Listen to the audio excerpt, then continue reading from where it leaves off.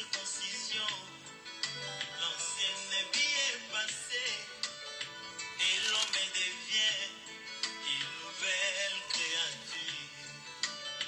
La mauvaise vie, les mauvais désirs de la chair sont anéantis par la puissance de la parole.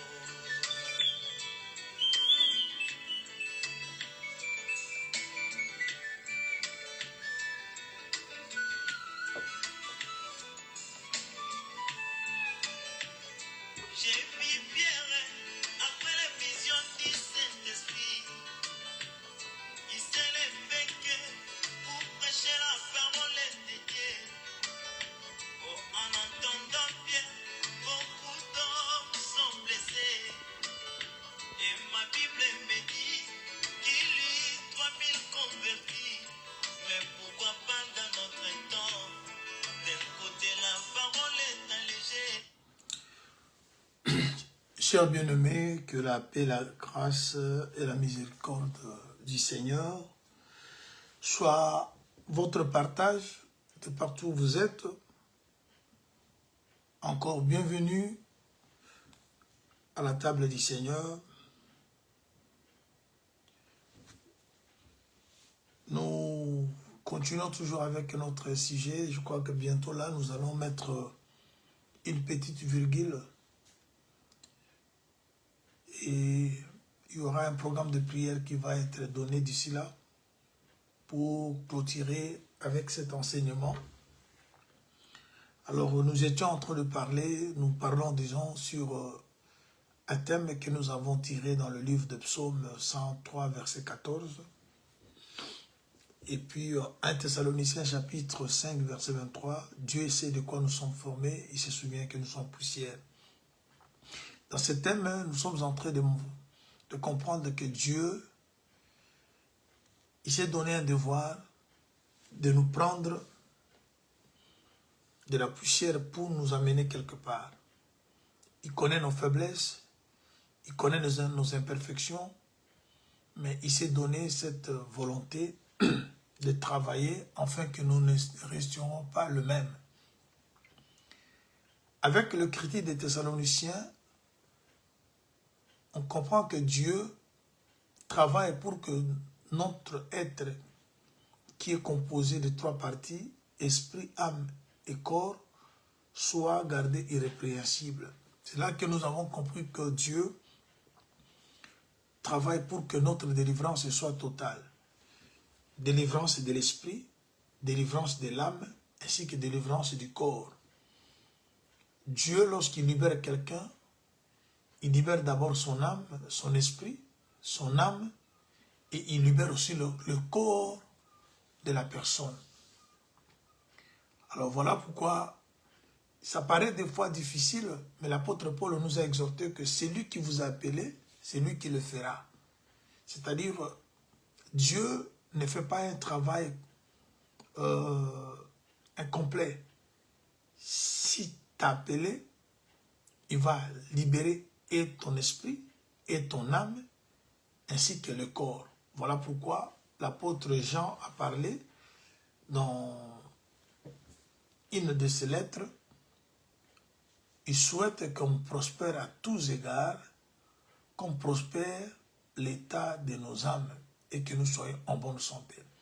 C'est-à-dire, il n'y a pas simplement l'âme qui est prospère, mais le corps également. Parce que lorsqu'on parle de la santé, on parle du corps. Dieu veut que nous soyons bien, que notre physique soit bien, que nos activités marchent bien. Mais il commence d'abord à libérer l'âme de la prison, de la poussière, de la condamnation, et pour maintenant amener l'âme, l'esprit ainsi que le corps à s'épanouir.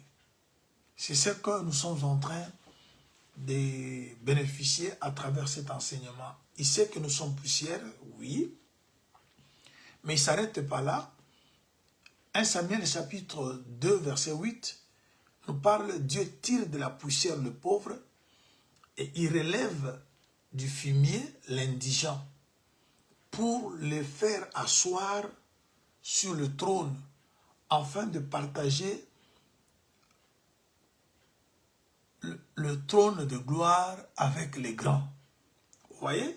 C'est-à-dire que Dieu peut te prendre dans l'humiliation et t'amener dans la gloire.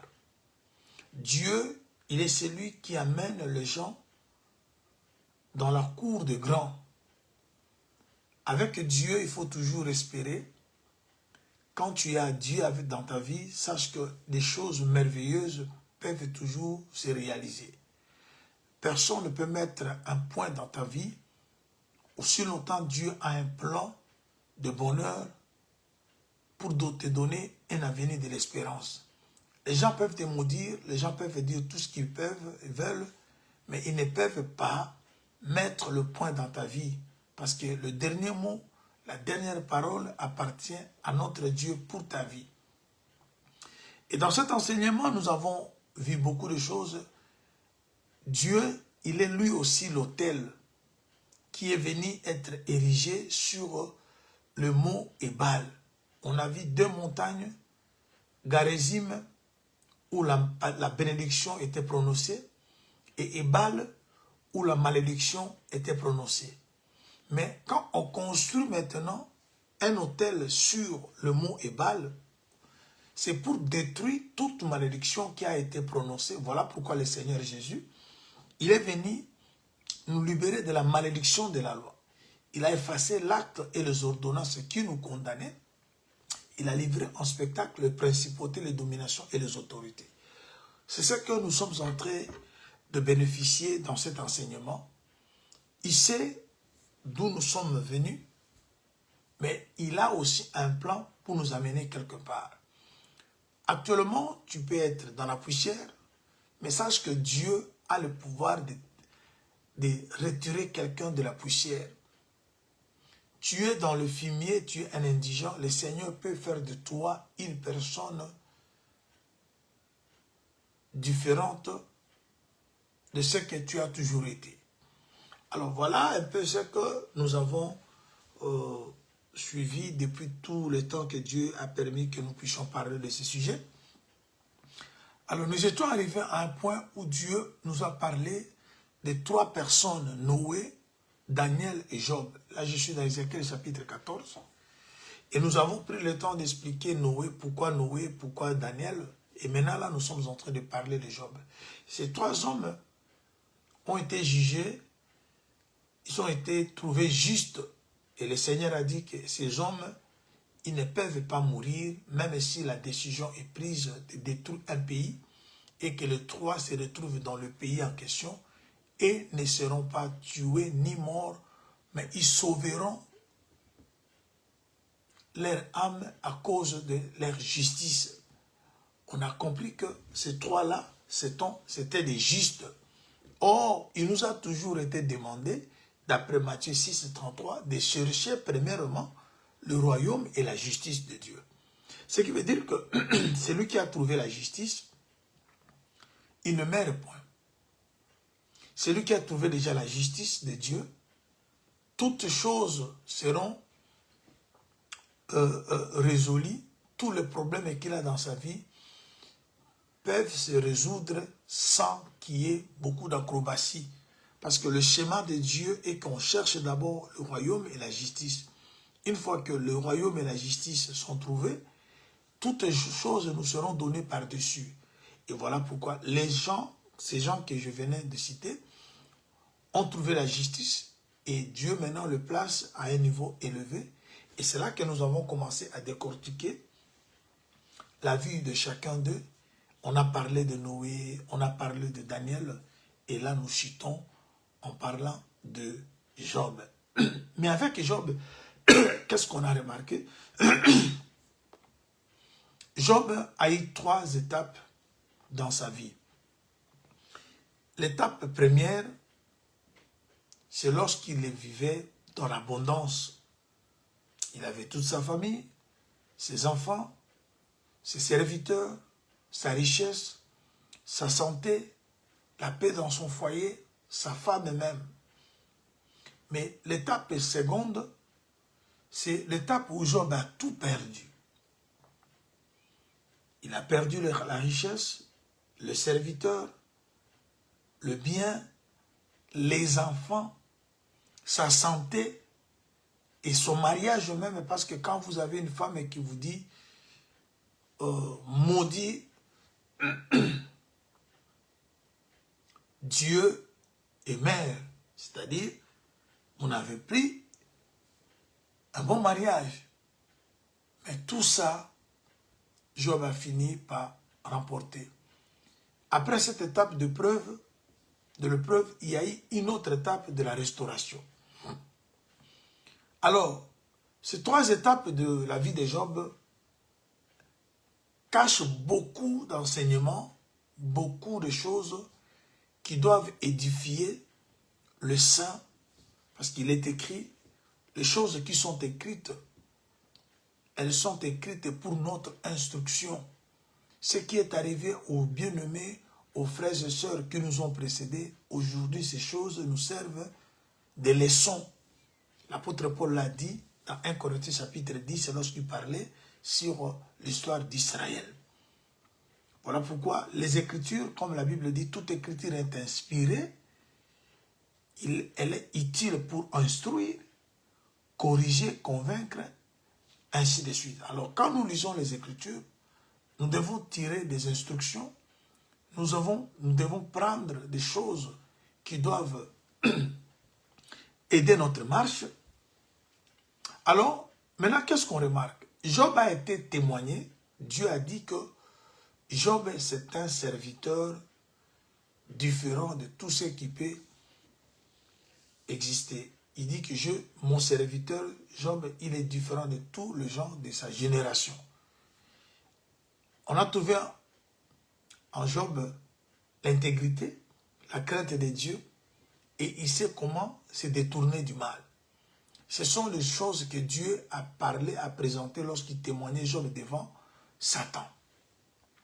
Alors, on a compris que la vie de Job représente la vie de notre Dieu. Job, il est le type du Créateur. Job est le type de Jésus-Christ. Job est le type de l'Église de Dieu. Et enfin, Job est l'image, le type de tout enfant de Dieu, de tout serviteur de Dieu. Et c'est là que nous étions en train d'expliquer Job comme Dieu le Père, Dieu le Fils et Dieu le Saint-Esprit. Et Job est aussi l'image de l'Église, parce que Dieu n'a pas deux églises sur la terre, il n'a qu'une seule Église. Et cette Église qui est celle de Dieu, c'est celle qui sait se détourner du mal. C'est là où on trouve l'intégrité et la crainte de Dieu. Alors je crois qu'il y a des vidéos, il y a des audios où nous avons expliqué beaucoup de choses par rapport à tout ça. Alors on ne saura pas vraiment, chers bien-aimés, nous répéter parce qu'il y a encore beaucoup à dire par rapport à ça. Alors, quand Dieu témoignait Job au chapitre 1er, que Job est différent de tous les hommes, il est l'unique serviteur qu'il a sur la terre. Alors, nous avons trouvé maintenant tout un chapitre qui nous parle de Job, de cette étape-là où Dieu était en train de témoigner sur lui. C'est le chapitre 29. Quand on lit le chapitre 29, Job est en train de parler de son passé. Là, Job se retrouve dans la misère. Là, Job se retrouve dans tout ce que vous connaissez comme problème, épreuve. Mais il parle de son passé. Comment était son passé? Alors, le passé de Job, pendant qu'il est dans la misère, constitue le moment où Dieu était en train de témoigner Job. Et c'est là que nous sommes en train maintenant de parler de Dieu le Père, le Dieu le Fils et de tout ce que vous avez entendu là par rapport à ces chapitres. Alors, je vais continuer là où je m'étais arrêté. Je suis dans le chapitre 29. Je lis le premier verset, mais aujourd'hui je vais parler de... je vais expliquer le verset 8 au verset 12, mais la lecture va commencer au premier verset pour qu'on ait un peu l'idée.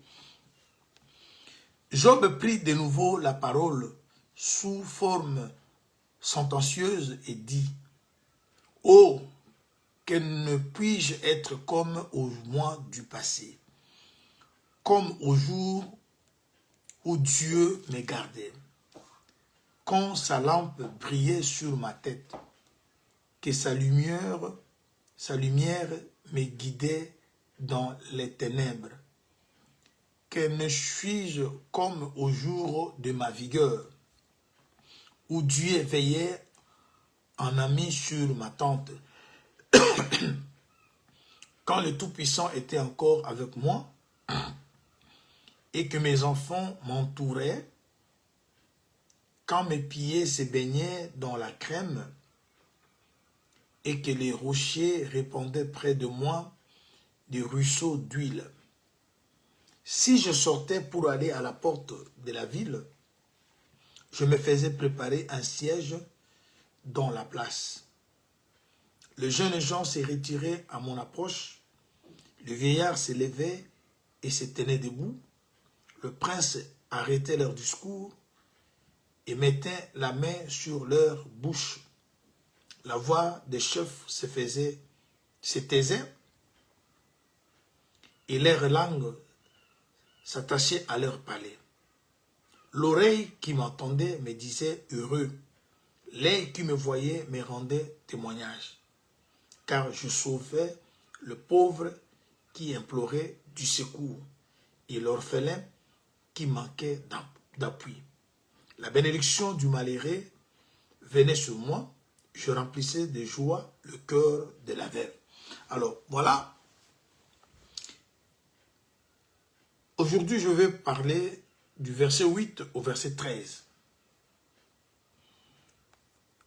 Ici, nous expliquons Job dans la dimension du Créateur, dans la dimension du Seigneur Jésus-Christ et dans la dimension du Sauveur. Au verset 7, Job parle lorsque lui sortait pour aller à la porte de la ville. Et un siège lui a été préparé, il s'est passé quelque chose. Il sortait pour aller à la porte de la ville. On va expliquer ce mouvement de sortir pour aller à la porte de la ville. Et un siège lui a été préparé. Quand Job se dirigeait vers la porte de la ville, ça explique simplement un mouvement que nous voyons ici dans le livre des psaumes, au chapitre 19, verset 6. Et le soleil semblable à un époux qui sort de sa chambre, se lance dans la carrière avec la joie d'un héros. Il s'élève à une extrémité des cieux et achève sa course à l'autre extrémité. Et rien ne se dérobe à sa chaleur. J'aimerais qu'on puisse bien retenir ce que nous sommes en train de dire. La porte vers laquelle Job se dirigeait explique aussi l'œuvre de la croix. Parce que vous verrez que Jésus-Christ, selon ce que Hébreu nous dit, il a souffert. Laisse-moi prendre Hébreu.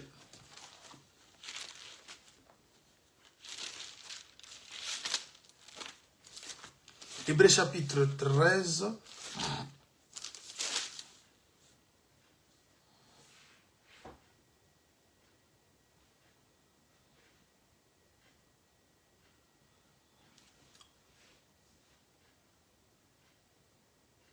Je suis au chapitre 13 Hébreux.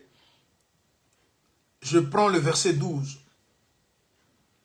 C'est pour cela que Jésus, aussi afin de sanctifier le peuple par son propre sang, a souffert hors de la porte. Sortons donc pour aller à lui, hors du camp, en portant son opprobre, car nous n'avons point ici-bas des cités permanentes, mais nous cherchons celle qui est à venir. Jésus-Christ, lorsqu'il est né, la loi, psaume, les prophètes parlaient de lui, vous connaissez. C'est de lui qu'il s'agissait. Alors, le moment est arrivé pour qu'il accomplisse la mission pour laquelle il était venu. Mais il devait sortir en dehors de la porte, en dehors du camp. Il sortait parce qu'il a été dit, si vous trouvez un animal déchiré, ça c'est la loi qu'on avait donnée aux enfants d'Israël, vous ne devez pas manger cet animal déchiré, vous allez le jeter aux chiens, aux étrangers. L'animal déchiré, qu'on n'a pas pu manger, qu'on devait jeter aux chiens, aux étrangers, cet animal n'est que Jésus-Christ. Parce qu'à la croix, Jésus était l'animal déchiré. Je vous trouve le verset.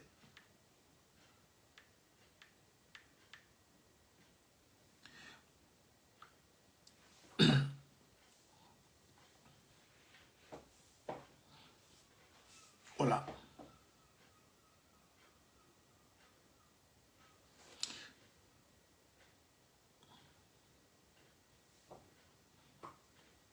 Nous prenons chapitre 22, Exode, le verset 31. Commençons au verset 30. Tu me donneras aussi le premier-né de ta vache et de ta brebis. Il restera 7 jours avec sa mère. Et le 8e jour, tu me le donneras. Vous serez pour moi des hommes saints. Vous ne mangerez point la chair déchirée dans les champs. Vous la jetterez aux chiens. Jésus-Christ,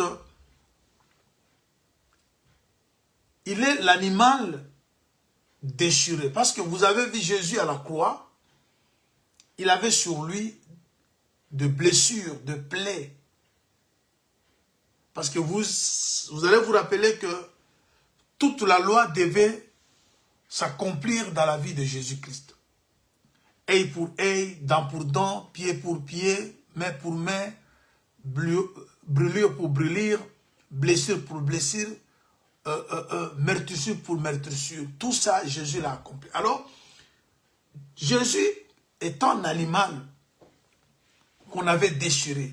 Il avait de plaies, il avait de blessures, il avait tout ce que vous connaissez. On a percé ses côtes, c'est-à-dire une lance, on a mis une couronne d'épines, on a utilisé le clou, il a été crucifié. Tout ça fait de Jésus l'animal déchiré. Et maintenant, comme Israël ne pouvait pas, vous allez même remarquer qu'on a fait descendre Jésus de la croix vite, parce qu'on n'a pas voulu suyer la Pâque. Jésus était considéré un maudit, parce que la mort de la croix, c'était une mort de malédiction. Il est écrit, maudit soit quiconque pendu au bois. Tout celui qu'on pendait était considéré comme un maudit. Et Jésus, il a été mis au nombre des malfaiteurs. Les gens qu'on pendait, c'était des malfaiteurs. Et Jésus a été mis au nombre des malfaiteurs. C'est ce que les Écritures déclarent. Alors, il était devenu un animal déchiré. Et on a même voulu, on a tout fait pour que son cadavre ne reste pas sur le poteau. on a voulu l'enterrer vite pour ne pas suyer la fête. Ce qui veut dire que Jésus était considéré impur. Mais il s'est fait impur pour nous. Alors maintenant, Hébreu, plutôt Exode que je viens de lire, on dit que quand un animal est déchiré, on donne le sang au chien. Vous savez, le chien, c'est nous qui étions plutôt considérés comme des chiens, les gens du dehors. Alors on prend cet animal, Jésus, on le jette au chien. C'est ça qu'explique maintenant Hébreu 13. C'est-à-dire, il y avait une porte. Israël, Jérusalem, c'était une ville clôturée. Alors, Jésus, pour sauver, sanctifier, il devait passer par la porte, aller dehors. Là, je suis en train d'expliquer ce mouvement de Job lorsqu'il dit, lorsqu'il allait vers la porte de la ville. Alors Jésus, c'est lui maintenant, c'est que Psaume le dit, un héros, un époux qui sort de sa chambre. La chambre, c'est l'éternité. Quand le Seigneur a quitté l'éternité, comme un époux, il se lance maintenant dans la carrière avec la joie d'un héros. C'est-à-dire, un héros, parce qu'il était venu livrer un combat. Au ciel, à l'éternité, le Seigneur sort comme l'Esprit, comme Hébreu le dit, chapitre 10, verset 5.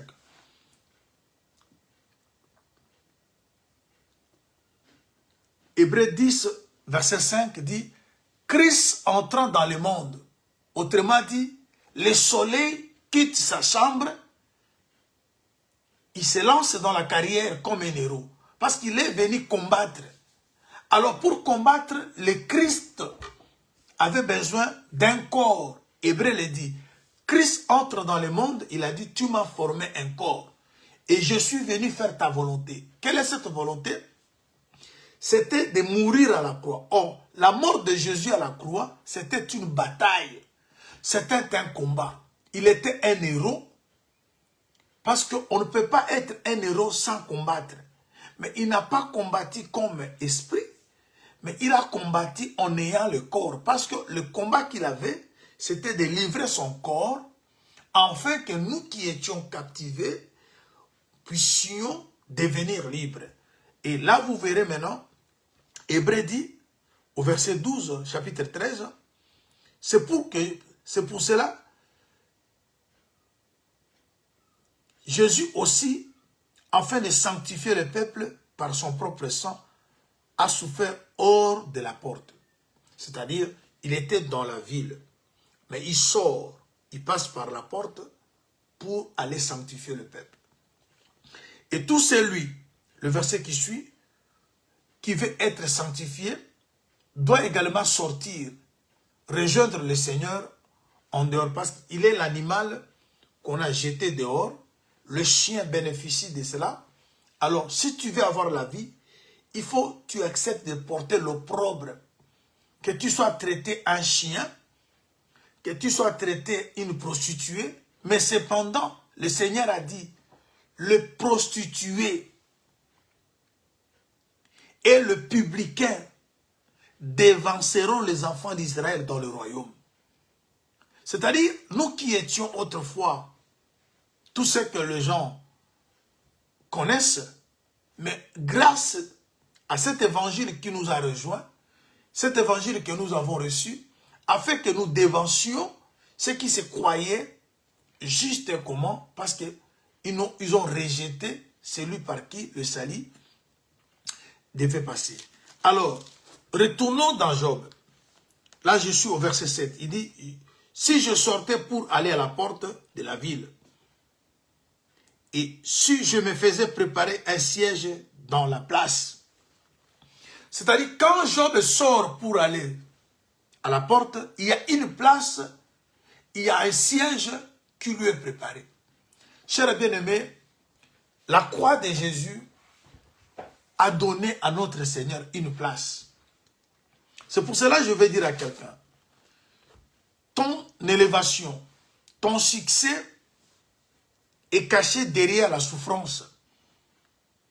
Le Seigneur peut permettre un échec, une souffrance, que les choses ne semblent pas marcher, mais c'est tout un siège de gloire qui t'est préparé.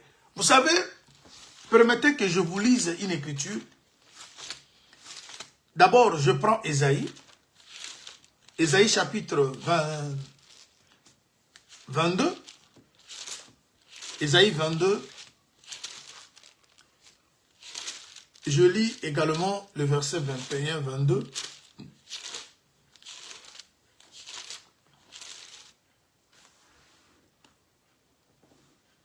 Ésaïe 22, je prends le verset 21. Je le revêtirai de ta tunique. Je le ceindrai de ta ceinture. Je mettrai ton pouvoir entre ses mains. Il sera un père pour les habitants de Jérusalem et pour la maison de Juda.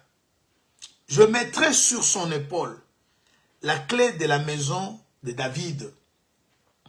Quand il l'ouvrira, nul ne fermera. Quand il fermera, nul n'ouvrira. Je l'enfoncerai comme un clou dans un lieu sûr. Il sera un siège de gloire pour la maison de son père. Il sera le soutien de toute la gloire de la maison de son père. Des rejetons nobles et ignobles, tous les petits ustensiles, des bassins comme des vases. Vous voyez ici, c'est une prophétie qui concerne le Seigneur Jésus-Christ. Il devait venir remplacer, parce qu'en lisant cette écriture, on parle de quelqu'un qui vient remplacer l'autre. Si vous voulez commencer au verset 20 du chapitre 22, il dit, en ce jour-là, j'aimerais même que vous commenciez au verset 19 pour que vous voyez un peu la scène. Le verset 19 dit ceci. Je te chasserai de ton poste. L'Éternel t'arrachera de ta place. En ce jour-là, j'appellerai mon serviteur Eliakim, fils d'Elkija. Vous voyez, il y a ici le changement de sacerdoce. Il y a ici un qui tombe et un autre qui vient de remplacer. Déjà, vous voyez, l'ancienne alliance, c'est celle qu'on devait chasser pour que la nouvelle vienne prendre place. Et l'ancienne alliance est dominée par un ministère, c'est le ministère de la mort, le ministère de Moïse. Et la nouvelle alliance, c'est celle qui est dominée par un ministère, le ministère de l'Esprit, qui est Jésus-Christ. Et vous allez remarquer, Moïse, comme une alliance, devait céder la place à Jésus qui est une autre. Alors, maintenant, quand vous continuez, au verset 20, en ce jour-là, j'appellerai mon serviteur Eliakim, fils d'Elkija. Eliakim ici n'est que l'image du Seigneur. Je le revêtirai de ta tunique. Vous voyez? La tunique appartient à une autre personne. On prend cette tunique, on donne à une deuxième personne. Et je le ceindrai de ta ceinture. Je mettrai ton pouvoir entre ses mains. Il sera un père pour les enfants de Jérusalem et pour la maison de Juda. Je mettrai sur son épaule la clé de la maison de David. Quand il ouvrira, nul ne fermera. Quand il fermera, nul n'ouvrira. Je l'enfoncerai comme un clou dans un lieu sûr. Je vais parler un peu du verset 23. Bien aimé, quand Dieu veut faire quelque chose avec toi, il ne demande pas ton avis. Ça peut paraître dur, ça peut paraître compliqué, mais le Seigneur, il va t'utiliser, il va t'enfoncer. Il y a d'autres situations, le Seigneur permet. On ne sait pas voir comment cela finit. On voit toujours que nous sommes en train de galérer. nous sommes en train de souffrir, mais le Seigneur est en train de t'enfoncer. Parce que vaut mieux la fin d'une chose que son commencement. Le malheur vient, le premier, mais le résultat qui finit par paraître à la fin de ce que nous sommes en train de subir, l'apôtre Paul a dit, les souffrances du temps présent ne seront jamais comparables à la gloire à venir. Alors ici, je vais vous faire voir quelque chose. Je l'enfoncerai comme un clou dans un lieu sûr. Et il sera un siège de gloire pour la maison de son Père. Avant que vous deveniez le siège de gloire, vous devez d'abord accepter d'être utilisé comme un clou qu'on doit enfoncer. Et lorsqu'on met un clou, on doit utiliser un marteau. Parfois, nous subissons. Parfois, nous sommes frappés. Mais c'est pour notre bonheur. C'est pour notre bien que le Seigneur utilise toutes les méthodes qu'il trouve bon pour nous amener à une élévation. Je vous amène quelque part. Il ajoute, le clou qu'on a enfoncé dans un lieu sûr. Bien-aimé, Dieu ne tâtonne pas. Dieu ne tâtonne pas. Dieu ne commet aucune erreur dans sa manière de faire les choses. Les gens finissent toujours par donner raison à Dieu. Les choses peuvent sembler mal, mauvais aux yeux du monde. Mais si c'est ce chemin-là qui va t'amener à la victoire, Dieu ne recule pas. S'il faut que tu reçoives des coups pour qu'à la fin ces coups-là soient transmis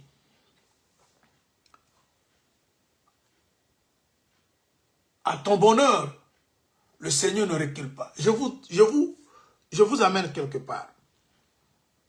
Après, on ajoute que ces clous-là qu'on avait enfoncés dans un lieu sûr devient un siège de gloire pour la maison de son Père. Ces clous sera également le soutien de toute la gloire de la maison de son Père. Des rejetons nobles et ignobles, de tous les instinctuels, bassins, ainsi de suite. C'est-à-dire, tu souffres maintenant, mais demain tu seras source de bénédiction pour tout un peuple. Jésus qui a souffert à la croix, mais il devient aujourd'hui le soutien de toute la gloire de la maison de son Père. Alors, pour bien comprendre ce que je suis en train de dire, je vous amène à une écriture claire que l'apôtre Paul, parce que dans l'ombre, les choses étaient un peu, n'étaient pas vraiment claires, mais dans les témoignages, tout ce qui était difficile à comprendre ont été clairs par la manière dont les apôtres l'ont présenté. Je prends Philippiens. Je suis au chapitre 2e de Philippiens. Je commence au verset, chapitre 2, je commence au verset 5. Suivons ça. Et je vous amènerai également, lisons d'abord. Ayez en vous les sentiments qui étaient en Jésus-Christ, existant en forme de Dieu. Il n'a point regardé comme son égalité avec Dieu comme une proie à arracher. Mais il s'est dépouillé lui-même en prenant une forme de serviteur, en devenant semblable aux hommes. Il apparut comme un vrai homme. Il s'est humilié lui-même, se rendant obéissant jusqu'à la mort, même jusqu'à la mort de la croix. C'est pourquoi, verset 9, aussi Dieu l'a souverainement élevé, il lui a donné le nom qui est au-dessus de tout nom, afin qu'au nom de Jésus, tout genou fléchisse et que les cieux, dans le ciel et sur la terre et sous la terre, et que toute langue confesse que Jésus est Seigneur à la gloire de Dieu le Père. Vous voyez? C'est-à-dire, pour que Jésus soit le soutien de toute la gloire de la maison de Dieu, il a été comme un clou qu'on devait enfoncer sur un lieu sûr. Et quand vous prenez un clou pour l'enfoncer, vous devez lui donner des coups de marteau. Jésus a subi, il a été frappé par son propre Père. Mais cette frappe, c'était un chemin de gloire qui s'effrayait. Et il a fini maintenant par être le soutien de toute la gloire. Alors c'est ce que Job était en train de dire. Il allait maintenant vers la porte et une place lui a été préparée. Bien-aimé, il faut que tu restes dans la volonté de Dieu. Vous savez pourquoi nous échouons dans la vie? Parce que nous voulons nous frayer notre chemin à nous. Si vous quittez la volonté de Dieu, il est vrai que Dieu, dans sa manière de faire des choses, il peut permettre un malheur, il peut permettre des échecs, il peut permettre l'humiliation. Mais tout ça, c'est une école. Tout ça, le Seigneur est en train de te former pour une gloire à venir. Alors Job, il a subi ça. Il parle maintenant qu'il allait vers une porte. J'ai expliqué la porte par Jésus. Il sort de l'éternité, qui est sa chambre. Il va maintenant comme un héros. Pour parler d'un héros, Jésus devait combattre. Et pour que Jésus combatte, il devait avoir un corps. Parce qu'à la croix, c'était un combat où il devait effacer l'acte et les ordonnances qui nous condamnaient, où il devait livrer en spectacle les principautés, les dominations et les autorités. Alors, ce travail que Jésus a fait, il devait avoir un corps. Et lorsqu'il est arrivé dans le monde, il devait être déchiré. Et lorsqu'il est déchiré, sa place n'est pas dans les camps. Sa place est en dehors du camp. Et en dehors du camp, ce sont les gens de mauvaise vie, le chien. Et quand on le jette au chien, le chien, comme les prostituées, dévance maintenant ceux qui sont restés dans la ville. Voilà pourquoi il a été demandé à ceux qui veulent être sanctifiés, qui rejoignent le Seigneur en dehors du camp. Alors, une autre écriture, ça nous avons vu Jésus. Philippiens parle de Jésus. Maintenant, Jésus lui-même parle de tous ceux qui veulent le suivre. Là, je suis dans Matthieu, au chapitre 16, si je ne me trompe pas. En lisant le verset 24, il dit, « Tout celui qui veut me suivre, qu'il se charge de sa croix et qu'il me suive. » Vous voyez? C'est-à-dire, tout celui qui est devenu enfant de Dieu ne peut pas échapper à la croix. Et vous savez, bien aimé dans le Seigneur, Jésus arrive dans ce monde comme un homme parce qu'il était devenu semblable aux hommes. Il était un vrai homme. Il a manifesté les sentiments aussi des hommes. Quand un malheur vient, quand une difficulté se présente, il n'y a personne qui aime la souffrance. Il n'y a personne qui préfère la mort. Jésus a manifesté tous ces sentiments-là. Il demandait même au Père s'il était possible d'enlever la coupe. Mais c'est cette coupe-là qui était le chemin de son élévation. Vous savez, beaucoup de fois, nous avons voulu faire des choses de notre manière. Vous savez, bien aimé dans le Seigneur, on ne peut pas parler d'un héros. On ne peut pas. Vous savez, nous qui sommes enfants de Dieu, nous aimons le résultat. Mais nous n'aimons pas le travail qui aboutit à un résultat. Quand nous voyons les gens vivre une vie meilleure, nous voulons être comme ces gens-là. Mais les étapes que ces gens ont traversées pour arriver à cette vie meilleure, au résultat, nous ne voulons pas ça. On apprécie un mariage, on apprécie la vie d'un frère, mais le sacrifice payé, le travail fait pour arriver à un résultat. On voit quelqu'un prêcher, On veut prêcher comme cet homme-là. Mais les disciplines que cet homme s'est imposées pour arriver à un tel, je sais, il y a la grâce. Dieu fait grâce. Mais la grâce n'exclut pas aussi la discipline. Jésus avait la grâce, il est lui-même la grâce. Mais il avait une discipline où il passait toute la nuit. Il était en prière. Bien-aimé, la grâce est là. Mais la grâce demande aussi une discipline. L'apôtre avait la grâce, mais il avait une discipline. Lorsqu'il parle à Timothée de lire, de prier, ce sont des choses qui accompagnent la grâce. Tu peux avoir un talent, mais si tu ne sais pas comment canaliser le talent, et c'est ce qui tue. Alors Jésus-Christ, il devait être enfoncé comme un clou dans un endroit sûr. Il a reçu des coups de son Père. Il n'y a pas une autre personne qui a frappé Jésus, c'est le Père lui-même. Parce qu'il est écrit, frappe ton fils, il te donnera du repos. Qui devait tuer Isaac? C'est son propre père. Qui avait le feu, qui avait le paix.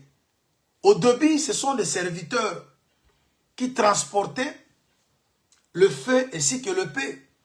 L'âne transportait le bois. Mais 3 jours après, quand Abraham a dit aux serviteurs de s'arrêter, c'est l'enfant, le fils qui a transporté le bois.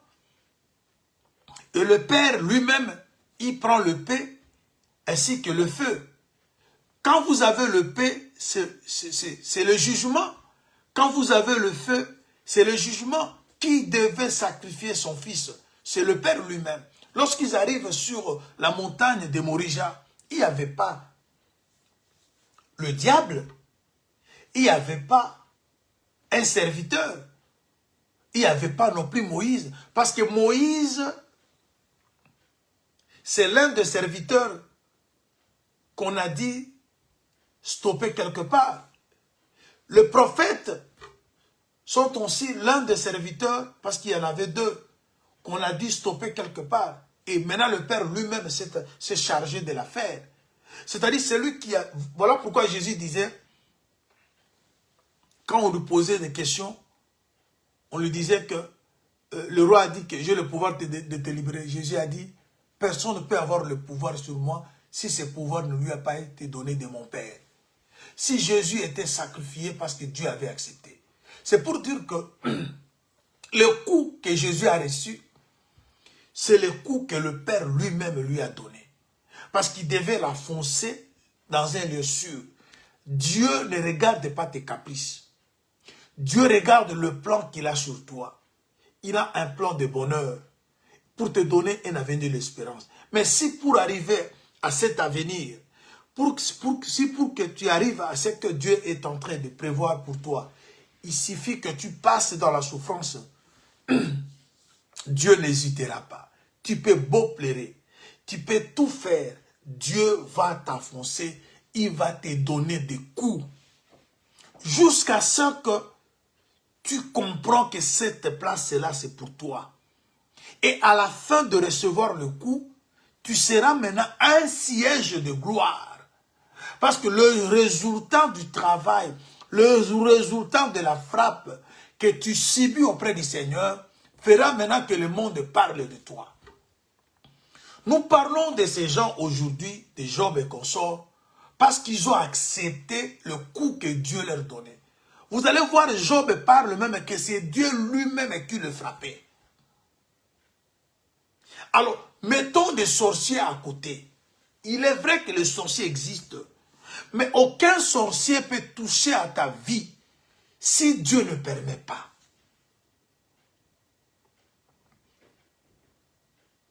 Le Satan, le diable, c'est Dieu qui a donné l'autorisation pour qu'il touche la vie de Job. Il a même demandé la permission. Alors Dieu est dans ça. J'aimerais que quelqu'un comprenne. Tu es en train d'être frappé par ton propre Dieu. Mais il ne te frappe pas pour le plaisir de te frapper, parce qu'il veut que tu deviennes un siège de gloire. Que tu sois le soutien des gens ignobles et nobles, que tu deviennes une source de paix, de bénédiction pour les autres. Dieu te frappe, Dieu te met dans cette position parce qu'il veut t'amener à une élévation. Alors, vous sortez, Job dit que je partais, je retourne dans ça. Je suis au verset 8 maintenant. Job 29, j'ai expliqué le verset 7. Je sortais pour aller à la porte de la ville. Et je me faisais préparer un siège dans la place. Vous savez, parce que nous voulons prendre le siège des autres, c'est là des fois, on ne sait pas découvrir ce que nous sommes. Tout le monde veut être prophète. Et quand Dieu ne te voit pas dans la prophétie, en voulant se faire prophète, on ne parlera pas de toi. Parce que tu n'es pas dans ta place. Tout le monde veut être pasteur. Les gens pensent que pour servir Dieu, il faut toujours être ministre. Et lorsqu'on ne veut pas rester à sa place, alors on ne verra jamais ton élévation, on ne verra jamais les choses avancer parce que tu n'es pas dans ta place. Job parle, il y a un siège qui lui est préparé. Tu ne peux jamais venir dans le monde sans que Dieu sache où te placer. Avant que Adam soit formé, Dieu savait la mission qui lui serait confiée. Il dit, faisons l'homme à notre image, selon notre ressemblance, et il définit ce que sera le travail de l'homme, qu'il domine, qu'il soit ceci, qu'il soit cela. Et quand Adam est venu, il a trouvé le plan de Dieu tracé. Il y a une place que Dieu a préparée pour toi. Il y a un service. Il y a une chose, il y a ce que Dieu veut que tu fasses. Chers bien-aimés, permettez, comme nous sommes en train toujours de parler de cela, je vous amène dans le livre des Juges. Juges chapitre 9. Oh, c'est beau. Juges 9. Écoutons ce que les Écritures disent.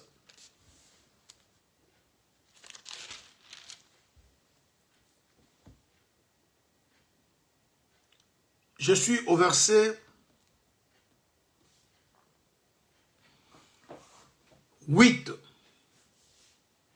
Les arbres partirent pour aller oindre un roi et le mettre à leur tête.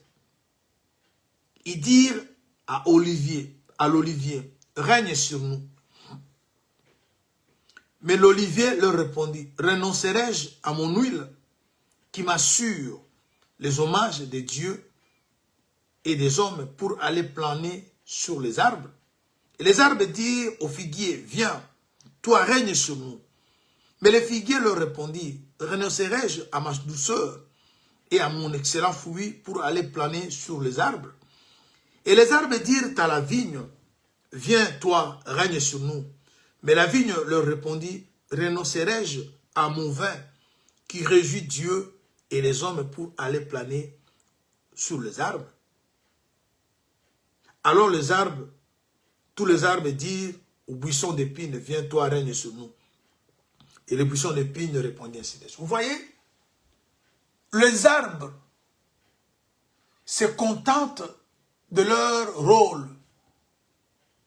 Vous savez, bien-aimés, ces trois arbres qui ont refusé la royauté ont fini par devenir rois. Mais le chemin qui devait les amener à être rois, c'était d'abord le chemin de brisement. Parce que lorsqu'on parle, le premier arbre, Olivier parle de l'huile. Vous ne pouvez pas avoir l'huile d'olivier si ce fruit qu'on appelle olive n'est pas pressé.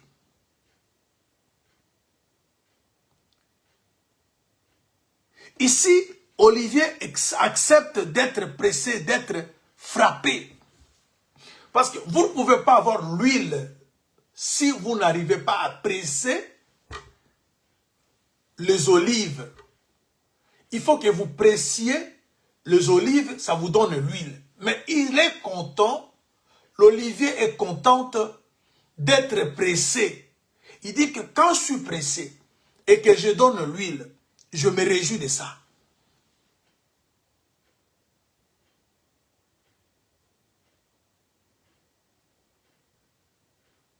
Il dit que cette huile qui m'assure des hommages de Dieu et des hommes. Il va vouloir rester dans sa place, être ce que Dieu veut qu'il soit. Dieu peut te reconnaître. Dieu peut te bénir si tu es dans ta place. Si tu fais ce que lui veut que tu fasses. Vous arrivez au figuier. Figuier également refuse de planer sur les arbres. Il préfère sa douceur. Il dit que ma douceur est mon excellent fruit.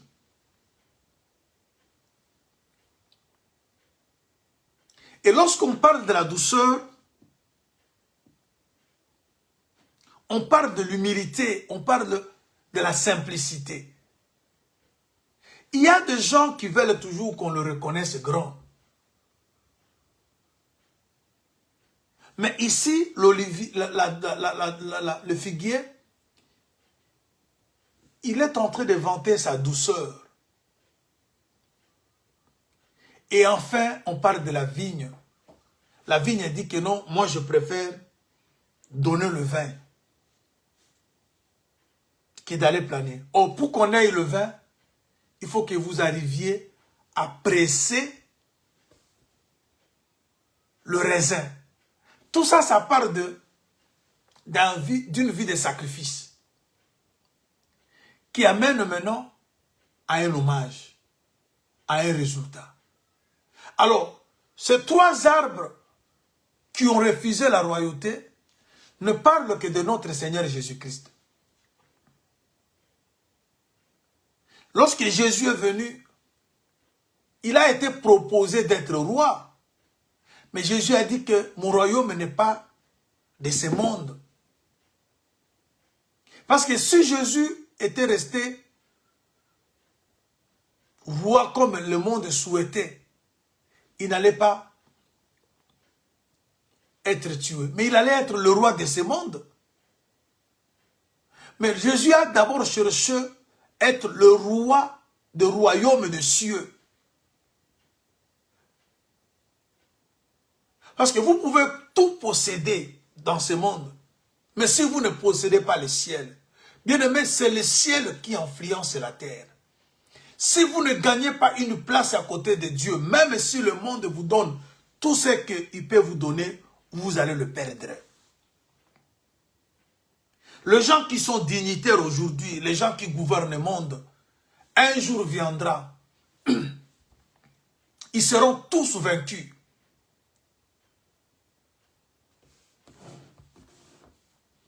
Laisse-moi vous lire une écriture rapidement.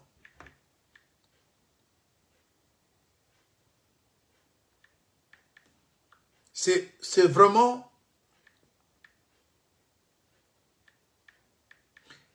Regardons, chers bien-aimés.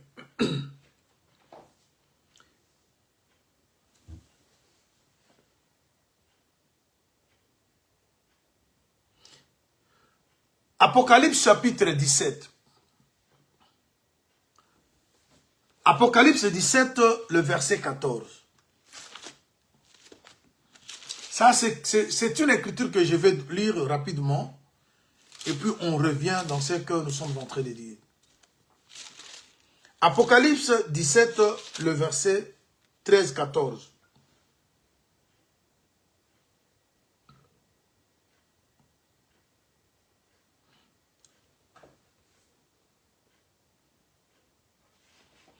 Ils ont et même des saints, ils donnent leur puissance et leur autorité à la bête. Écoutons le verset 14.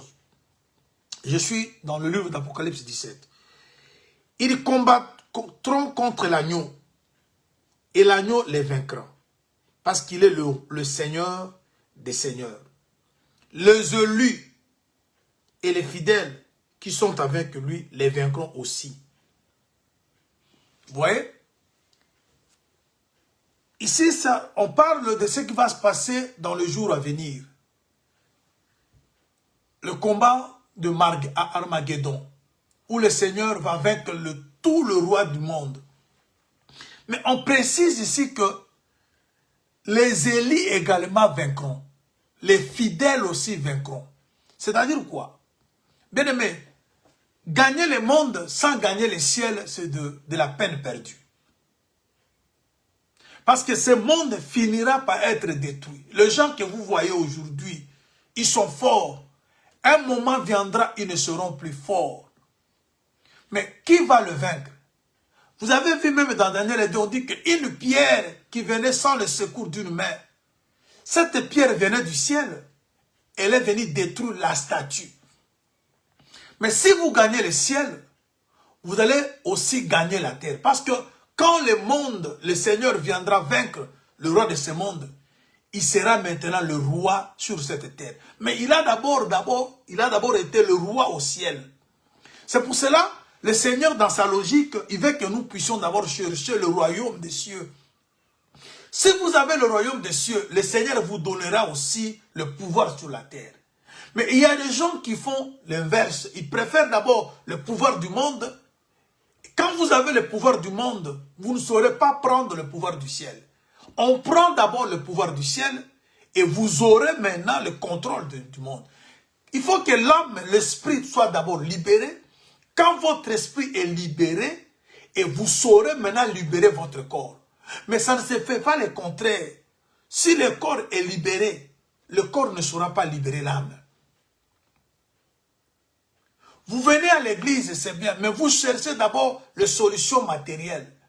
Les solutions matérielles ne donneront pas de solution aux choses spirituelles. Mais quand l'âme prospère, cette âme prospérée peut libérer le corps en prison. Alors, il faut rester dans la place où le Seigneur veut que tu puisses être. Ne cherchez pas à prendre la place de l'autre. Alors, ces arbres, qui sont trois, ne sont que le Père, le Fils et l'Esprit. Jésus, il est le Fils. C'est lui la vigne.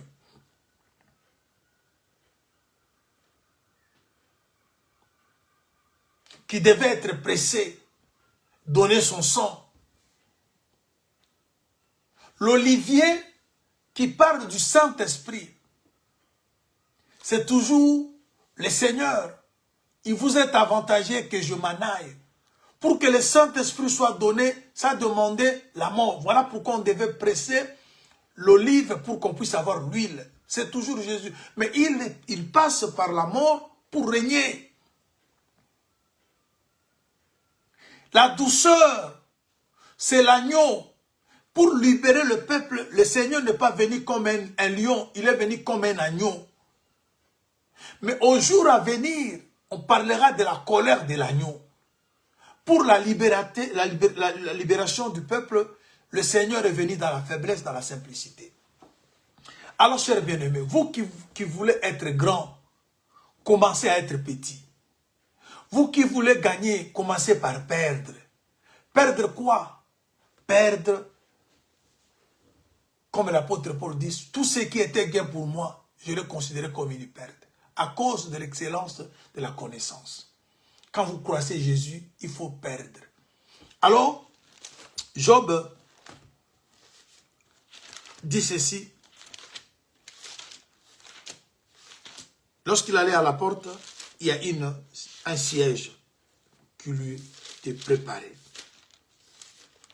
N'en vis pas. Dans cette vie, tu as ta place. Tout enfant de Dieu a sa place. Personne ne prendra ce qui te revient. Dieu ne fait rien en retard ni en avance. Tu as ton mariage, soigne ton mariage. C'est ce que Dieu t'a donné. Tu as un travail, soigne ce travail. Travaille par rapport à ce que Dieu t'a donné. Il ne faut pas envier l'autre. Ce que Dieu a fait dans la vie de l'autre peut aussi le faire avec toi. Il suffit simplement que tu te disposes. Alors, le verset 8, il dit, quand j'allais vers la porte, le jeune s'est retiré à mon approche. Et le vieillard se levait et se tenait debout. On a ici deux vies. On a la jeunesse, on a la vieillesse. Mais quand Job va vers la porte, le jeune ne s'approche pas. Le jeune se retire. Or, le jeune Jean parle d'une vie ancienne. Vous savez, quand Jésus parle avec Jean, avec Pierre dans Jean 21, il dit des choses. Quand tu étais jeune, tu te conduisais seul. Mais quand tu seras vieux, voilà ce qui va se passer. Il y a deux temps, il y a deux vies. La jeunesse, c'est l'état d'une personne inconsciente.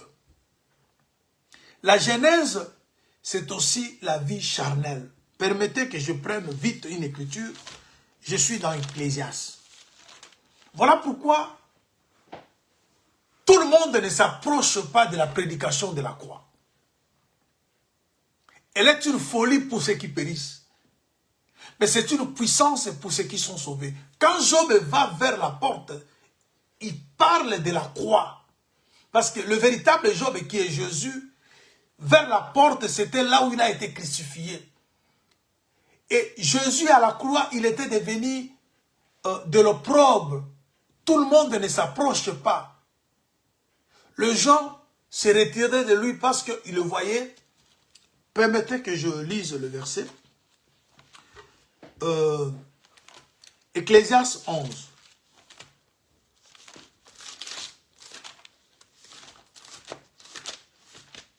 Demain, si Dieu fait grâce, on va prêcher le matin, on va prêcher également le soir. À partir de 16h, 17h de Londres, on aura un autre enseignement si Dieu nous fait grâce. On prêche le matin à 6h, on prêche aussi le soir. Dimanche, on prêchera à 5h du matin parce que je travaille dimanche à partir de 7h. Je prêche de 5h à 6h30 et puis je cours vite pour le travail. Et il y aura un autre direct, si vous voulez, le soir, à partir de l'église. Je prends Ecclésiaste, chapitre 11. Mais je vais vous envoyer un peu un message dans le groupe pour confirmer les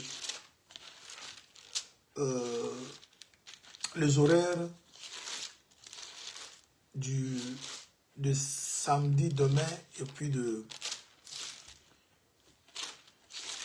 dimanche. Je suis dans Ecclésiaste 11.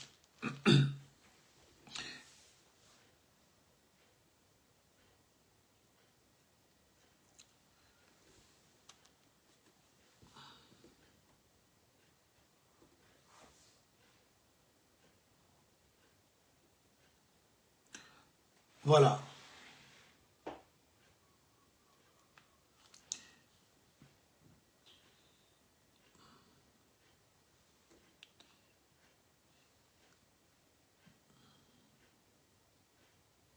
Je suis au... Bon, prenons Ecclésiaste 12. On dit, verset 1er, « Jeune homme, réjouis-toi de ta jeunesse, livre ton cœur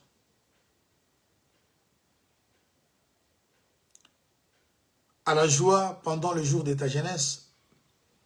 Marche dans le voie de ton cœur selon les regards de tes yeux, mais sache que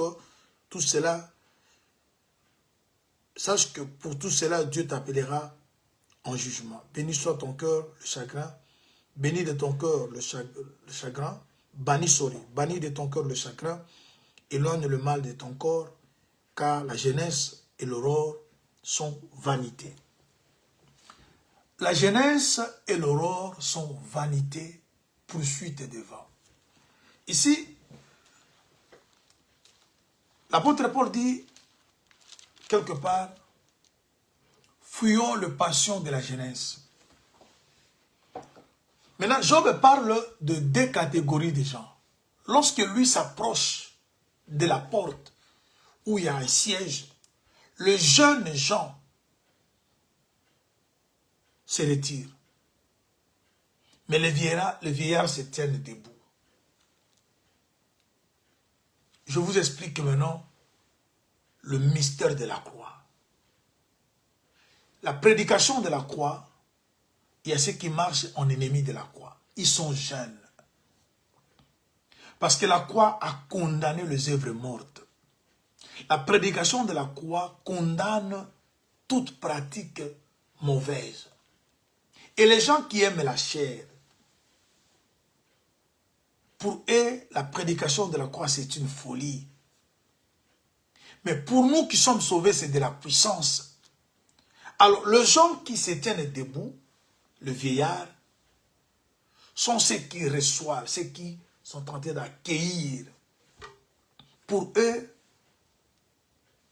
Job, il est bienvenu.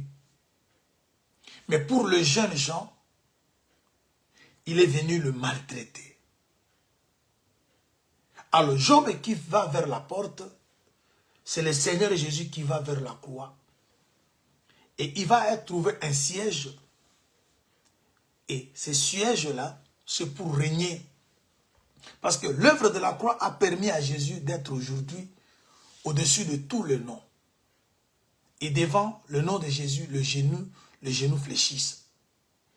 Il a été humilié, mais il est élevé au-dessus de tous les noms. Regardez ce que l'apôtre dit aux épîtres aux Hébreux. Il a été abaissé pour un peu de temps, mais maintenant il est élevé. Il est retourné à sa place. Alors, chers bien-aimés, cette prédication de la croix, si tu es jeune, parce que la jeunesse, c'est celui qui, le jeune, c'est celui qui veut faire ce qu'il veut. Comme Jésus a dit à Pierre dans Jean 21. Tu te conduisais seul, tu allais là où tu veux. Parce qu'il y a des gens qui aiment la liberté. Il y a des gens qui ne veulent pas être contrôlés. Il y a des hommes qui veulent gérer leur foyer comme ils veulent. Ils n'ont rien à voir avec la parole de Dieu. Oui, la Bible dit que l'homme est le chef de la femme. Oui, mais la Bible ne s'arrête pas là. La Bible parle aussi que Christ est le chef de l'homme. Quand nous disons que nos femmes doivent se soumettre, oui. Mais nous aussi, nous devons nous soumettre à notre chef, qui est le Seigneur. Parce que le Seigneur Jésus s'est soumis aussi au Père. Et c'est ce que l'apôtre a présenté. Mais nous allons trouver que nous voulons être la tête, mais nous oublions que nous avons aussi quelqu'un qui est notre tête, de qui nous devons recevoir les instructions pour bien gérer nos foyers. On ne gère pas un foyer comme on veut. On gère un foyer comme veut la parole de Dieu. Alors maintenant, cette prédication de la croix n'est pas supportée. Il y a des gens qui haïssent le prédicateur à cause de cette vérité. Parce que tout ce que le prédicateur leur parle, ça condamne le comportement, le caractère, la manière, la façon dont elles veulent gérer leur vie, gérer leur mariage. Et voilà pourquoi beaucoup de gens ne supportent pas. C'est ce qui est écrit dans Genèse. Le pasteur, le berger sont en abomination en Égypte. Vous savez, beaucoup de hommes n'aiment pas les serviteurs de Dieu, non pas simplement parce que les serviteurs sont méchants, non parce que les serviteurs sont des impudiques, parce qu'on a toujours traité les hommes de Dieu de voleurs, des impudiques. Oui, il y a ceux qui sont impudiques parce que la Bible l'a montré qu'ils se sont glissés parmi nous. Ça, c'est la Bible le dit. Ce n'est pas quelque chose que quelqu'un peut dire aujourd'hui que moi, je ne veux plus parler à l'église. Parce que non, la Bible l'avait déjà signalé qu'il y aura des gens qui ne seront pas les nôtres. Mais ils vont se glisser parmi nous. Mais ils seront reconnus par leurs œuvres. Mais à côté de ces gens-là mauvais, des aventureux, des voleurs, il y a des gens sérieux. Mais on prend tous les hommes de Dieu, on le met dans le même sac. Et ça devient aujourd'hui des esquisses où les gens ne veulent plus prier, les gens ne veulent plus parler à l'église, parce que les hommes de Dieu, ils prennent les femmes de trouille, ils sont des voleurs, ils sont des trafiquants, et ils sont cupides. Mais il y a des hommes de Dieu aussi qui assistent le fidèle, mais ils n'en parlent pas. Il y a des hommes de Dieu qui dépassent leur argent pour soutenir le fidèle, pour assister l'œuvre de Dieu. Ils n'en parlent pas. Alors, chers bien-aimés, les hommes de Dieu, les bergers, sont en abomination en Égypte. Parce que nous prêchons la parole de Dieu qui libère les âmes. Nous prêchons la parole de Dieu qui libère le foyer, alors on ne sera pas aimé. Il est vrai qu'il y a des aventuriers. Ça, même au temps de Jésus, il y avait Judas qui était un apôtre, mais un faux apôtre, un démon. Même Satan qui fit un ange, il s'est rebellé. Il n'y a rien de nouveau. Est-ce que Dieu a cessé d'être Dieu parce que Satan s'est rebellé? Est-ce que les autres anges ont dit que non, comme Satan s'est rebellé, nous ne pouvons plus adorer Dieu? D'où est venue cette histoire aujourd'hui? Parce qu'il y a des gens qui tombent et les autres ne veulent plus prier. C'est parce que les gens sont jeunes gens. Quand vous êtes jeunes gens, vous ne saurez pas supporter Job qui s'approche vers la porte. Job qui a un siège. Mais ce sont les vieillards qui se lèvent pour l'acclamer. Alors, Jésus-Christ a parlé de ces deux vies dans Jean 21. Il faut lire la Bible. Alors, vous avez vu avec Ecclésiaste que le rôle et la jeunesse, c'est de la vanité. Et l'apôtre Paul parle à Timothée de fuir les passions de la jeunesse. Ici, nous comprenons que la jeunesse, c'est la chair, c'est l'enfantillage, c'est tout ce qui est lié à la chair. Alors, pour ne pas vous retenir longtemps, on va continuer demain. Permettez que je chute déjà. Et je rentre dans notre écriture de Genèse, de Job 29. Et quand Job s'approche de la porte, il se passe des choses. Le verset 9, il dit que le prince arrête leur discours et met la main dans leur bouche. Voilà. Quand vous lisez Éphésiens 6, l'apôtre Paul parle, nous n'avons pas à lutter contre la chair et le sang, contre les principautés, contre les esprits méchants, contre le prince de ce monde des ténèbres. Il y a des discours, il y a des paroles, il y a des choses que les gens ont dites contre vous, contre moi. Mais la croix les a tous bloqués. Le Seigneur Jésus, le travail qu'il a battu à la croix, ce travail nous a libérés de toute malédiction, de tout mauvais sort. Bien-aimé, crois que cet évangile prêché par Jésus peut arrêter tout mauvais discours contre ta vie. Parce que s'il est venu à la porte, il a trouvé un siège. Vous avez vu ce qu'Ésaïe a dit? Si vous voulez que je revienne dans ça, Ésaïe a dit parce qu'il a été enfoncé dans un lieu sûr, il est devenu le siège de gloire, le soutien des ignobles comme des nobles, des ustensiles. Vous savez que nous sommes des ustensiles. Mais nous avons été à la merci de l'ennemi. Mais aujourd'hui, l'homme qui a été frappé, celui qui a reçu de coups sûrs pour être placé dans un lieu sûr, est devenu le soutien. On est libéré parce que quelqu'un a été frappé. Rappelez-vous de ce que nous avons lu sur l'œil. quand on crève l'œil d'un esclave, l'esclave devient libre. Et Jésus est devenu l'œil dans notre corps, parce que l'œil est la lampe du corps. Mais quand Jésus a été crevé, percé à la croix, ça a permis la libération de nous qui étions esclaves. Il a été frappé, enfoncé comme un clou, en recevant de marteaux pour qu'il devienne aujourd'hui le soutien de ta vie. C'est lui qui arrête tout le discours qui était dirigé contre toi. Toute malédiction prononcée dans la famille, le Seigneur, le prince de ce monde, arrête des discours et met la main à la bouche.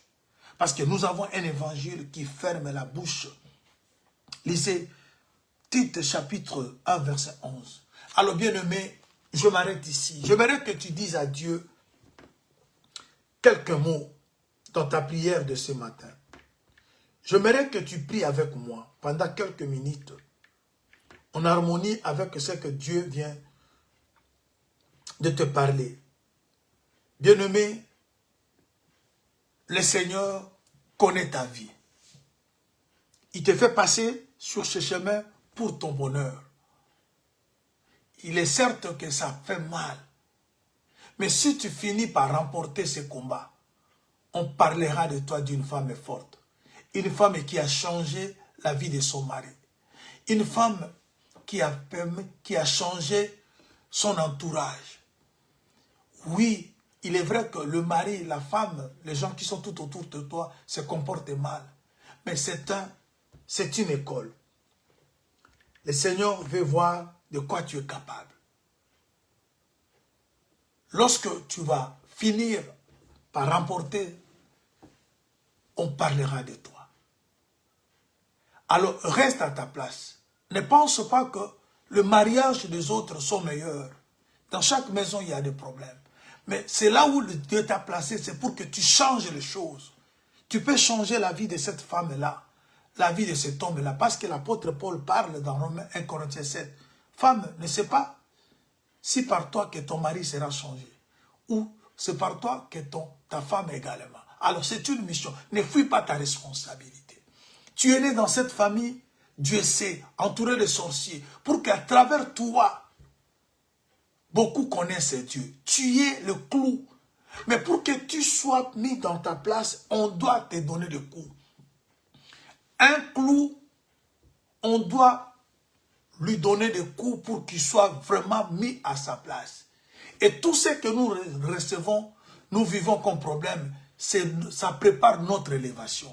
Le Seigneur est en train de préparer notre gloire. Il veut que nous gagnions d'abord le ciel, afin que le physique et le matériel soient également gagnés. Alors, cher bien-aimé, je ne pense pas que tu es un jeune gens. Pour que tu puisses te retirer lorsque Job s'approche à la porte. Cet évangile n'est pas apprécié par tous, mais il est apprécié aux enfants du ciel, aux enfants de Dieu, ceux qui sont de l'éternité. Ils apprécient cet évangile. Ils disent, papa, que ta volonté soit faite. Oui, Jésus voulait refuser de recevoir le coup. Il a demandé si on pouvait retirer la coupe. Mais si la coupe, imaginez-vous, si Jésus n'était pas mort, est-ce qu'on pouvait parler de lui comme aujourd'hui? Lorsque les gens font du bruit, mais lorsqu'il arrive à Jésus, il était mort, il est ressuscité. Ça, Mahomet n'a pas fait. Ça, Confucius n'a pas fait. Et vous verrez qu'il y a une différence qui s'établit entre Jésus et tous ces gens-là. On place Jésus comme prophète, on ne refuse pas. Mais lorsqu'on arrive à la naissance de Jésus, il y a une différence qui s'établit. Lorsqu'on parle de la mort de Jésus, il y a une différence. Il était mort, 3 jours après, il est ressuscité. Tous ces prophètes qui crient, depuis qu'ils sont morts, ils ne sont pas revenus à la vie. Cher bien-aimé, Dieu veut que ton histoire soit différente. Ne cherche pas que ton histoire soit comme les autres. La dose, la quantité de gloire qui t'attend demande aussi la quantité de souffrance. On ne peut pas construire une maison à plusieurs étages sans aussi penser à poser un bon fondement. Alors, bien-aimés, quand on commence à vivre la gloire, les gens ne voient pas la souffrance. Lorsqu'on regarde une maison qui est une maison de plusieurs étages, on ne sait pas voir le genre de fondation qu'on a placé. On voit que la maison. Beaucoup de gens voient la gloire. Beaucoup de gens voient le résultat, mais ils ne voient pas ce que les autres ont enduré pour arriver à ces résultats. Mais c'est toi-même qui sauras savoir ce que tu as enduré. Reste à ta place. Reste à ta place. Toi qui as la pensée de divorcer, bien-aimé, ne divorce pas, reste là. C'est là que Dieu veut que tu sois grand. Quand ton mari, ta femme changera, et on saura que vraiment tu es un enfant de Dieu parce que tu as fait preuve d'être fille et fils de Dieu. Et tu vas prier, prie avec moi. Dis au Seigneur, je vais rester à ma place. Je ne suis pas un jeune gens qui doit fuir, te fuir lorsque tu approches. Que je sois un vieillard, que je me laisse être conduit par toi. Fais de moi ce que tu veux. Prie le Seigneur avec moi. Dieu de grâce, que ce peuple soit tenu par toi pour vivre, Seigneur, ce que tu veux qu'il soit, Seigneur. Nous voulons être, Seigneur, à la place que tu as choisie pour nous. Ne nous laisse pas, Seigneur mon Dieu, Seigneur, décliner, Seigneur, cet appel. Ne nous laisse pas, mon Dieu, Yahweh, ô Père, préférer la place des autres, mais que nous puissions rester là où tu veux que nous soyons. Que nous comprenions, Seigneur, mon Dieu, ces chemins que tu as tracés pour nous commencent par la misère, mais finissent par la gloire. Que nous ne puissions pas nous retirer lorsque tu t'approches. Que la prédication de la croix soit pour nous une force et non une folie. Que nous soyons des vieillards qui s'élèvent pour t'acclamer et non les jeunes gens qui se retirent, mon Dieu, lorsque tu t'approches. Seigneur, que le passion de la jeunesse se retire de nous. Seigneur, vole au secours de ce peuple. Que nous soyons comme toi. Que chacun de nous, Seigneur, Yahweh, accepte, Seigneur, de boire la coupe que tu lui as réservée. Pour qu'enfin nous voyions la gloire qui nous est préparée, Seigneur. Bénis ce peuple. Seigneur, laisse que le ciel nous soit donné pour que la terre aussi nous soit donnée également. Au nom de Jésus, que cette parole, Seigneur mon Dieu, change nos vies. Yahweh, continue, Seigneur, à approfondir, continue à prêcher, continue à détailler cette parole dans la vie de chacun. Donne à chacun de nous la compréhension approfondie de ces messages. Parce que Yahweh, tu es bien placé pour aider notre compréhension par rapport à ta parole. Que la gloire, l'honneur te reviennent. Au nom de Jésus-Christ, je suis prié. Amen. Soyez bénis. Que la paix et la grâce du Seigneur soient votre partage. Que la gloire qui nous est préparée nous soit accordée. Que tout ce que Dieu veut pour nous s'accomplisse. Que la force de supporter les épreuves nous soit attribuée. Demeurez bénis au nom de Jésus-Christ. On se retrouve demain pour continuer l'enseignement. Si Dieu nous fait grâce, on prêchera le matin et le soir. Soyez bénis, que la paix et la grâce du Seigneur soient votre partage. Demeurez bénis, on se retrouve le soir pour la prière.